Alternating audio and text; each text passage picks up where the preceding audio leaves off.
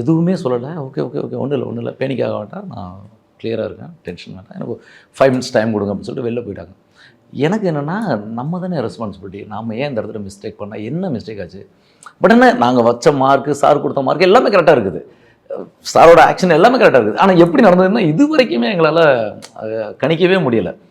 அதுக்கப்புறம் அடிபட்டு வெளில போயிட்டு சார் வந்ததுக்கப்புறம் நான் என்னென்னா எனக்கு ஃபீலிங் ஆகிடுச்சு, நான் அழுகிறதுக்கு ஆரம்பிச்சிட்டேன்.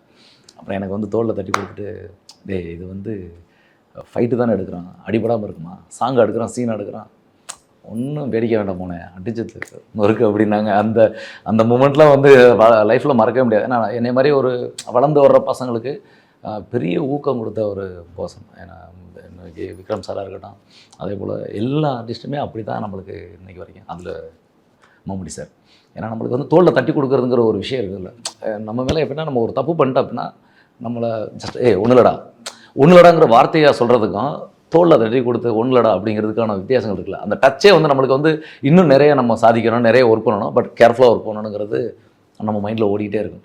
அது மாதிரி தான் எனக்கு டர்போவில் பெரிய லைஃப் கிடச்சது எனக்கு.